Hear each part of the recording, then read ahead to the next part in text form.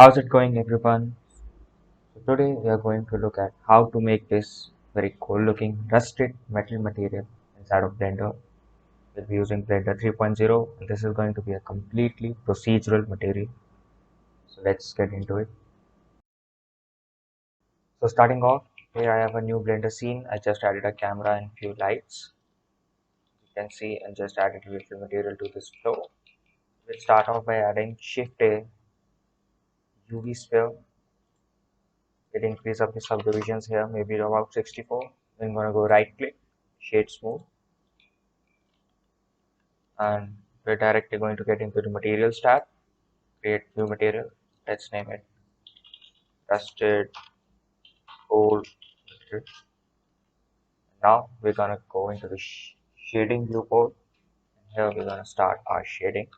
The first thing is let's give our metal its generic color. So I'm gonna give it the cool red color that you saw in the sample. Just select the base color, give it a cool looking red color. I'll also darken the color because extreme bright red, that pinnacle of red, it doesn't look quite good. I'm gonna give metallic to 100%, decrease the roughness maybe about 0.15. That seems good. Now this looks like metal, but it's too squeaky clean and it doesn't really have any details. So now it's time to add some detail. So we're gonna go Shift A and searching for a musgrave texture. I'm gonna go Shift A, converter, color ramp, put the height into the factor. If I go Control Shift and color ramp, you can see the musgrave texture. If you don't see this, you should have your node wrangler add-on enabled. So go to Edit, Preferences, Add-ons, search in Node. You should enable your node wrangler add-on. It's a very useful add-on. Here on the musgrave texture, let's tweak a little setting. So I'm gonna decrease the scale to maybe about 4. I'm gonna bring the dimensions down to 0. I'm gonna increase the details up somewhere close to 30. This gives us pretty good details.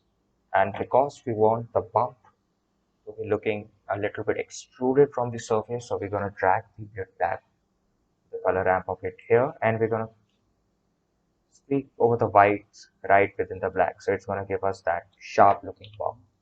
We're gonna go shift a bump node, vector bump node, tuck the color into the height. Remember it not in the normal, in the height, and the normal to normal. If I go Control Shift on the principal shader, I can look. We have nice looking bump here. Maybe just increase the strength of the bump here, and it's looking pretty good. Now it's looking pretty good like this, but what we can do is we can add in another layer of bump to it. So just duplicate this part, color ramp, musgrave and bump. I'm gonna Shift D8, move it up to the top right here. If I go Control Shift on this top color ramp, I'll drag the whites back and I'll push up the blacks this time.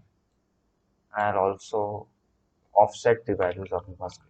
So I'm going to decrease the scale, maybe about 2, maybe about 1.6.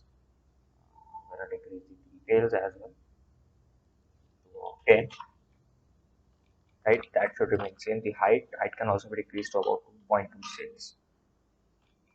I'll duplicate this bump node, place it over here, put this normal into the height. If I go Control Shift on the principal shader, let it load a bit. There you go.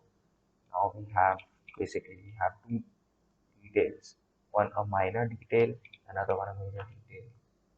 Major bump. So that gives a very nice look to it. I can just change the bump settings here. So let's give it about 0.18.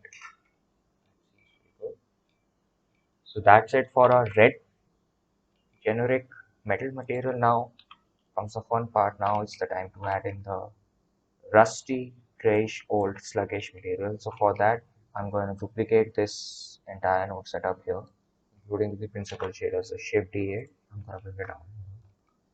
Delete this extra bump node, normal background. And if I go Control Shift on the principal shader, I'll see the red generic material. It's some grayish material. What we can do is we can go Shift A, add in a converter, color ramp, drag the color into the color. Now what we can do is basically we can use the values of the color ramp to give in some more color variation. So I'm going to add in a new slider here, and let's give it a dark brownish shade. I'm gonna take the blacks and I'm gonna make it up a bit. And I'm gonna take the white and I'm gonna maybe add a little bit more shade of brown. Maybe let's take it up. That looks pretty good to me. You can play around with the color and give it some more variations. That's up to you, but I think it's very fine. What I can do is I'm gonna again move the whites towards the right and crank up the black values. And at the very same time, I'm going to decrease the scale. Somewhere close to 1.2. Now I need to mix it with my original red shader. So I'm gonna go Shift A and I'm gonna search for a mix shader right here, and I plug the red into the bottom. And if I just see it as it is right now, it's not gonna be looking very cool because right now the rust and the red material are being mixed equally without any sort of mapping or information. So we need to create a fractal input for it. For that we're gonna go Shift A and we're gonna search for a noise texture. We go Shift A, converter, color ramp, put the factor into the factor. If I go Control Shift on the color ramp, I'm gonna drag these black values right up close and these white values also. So that's very tight, very clear separations. I'm gonna decrease the scale of the noise texture to about 2, maybe a bit 3. Yeah, that seems fine. I'm gonna crank up the roughness a bit. I'm gonna crank up the details a lot. And I'm gonna put the color of the color ramp into the factor. I go Control Shift on the mix shader, give it a bit to load. There you go. It's now looking pretty good. Now you may notice that rust material it's way more visible than the red material. So what you can do is either you can just replace the shaders up and down. So that's going to minimize the presence of rust. Yeah, that is just fine. Or what we can do is we can just fiddle around with this color ramp slider to get us more rust and less rust. But that is it, guys. Here you can see we have a pretty good looking completely procedural metallic rust material. The best part about it is that everything including the rust color and the color of the main metal is completely editable. So let's say I want a dark bluish, I can choose a blue color, maybe darken it a bit. And that looks pretty good. There you go, guys.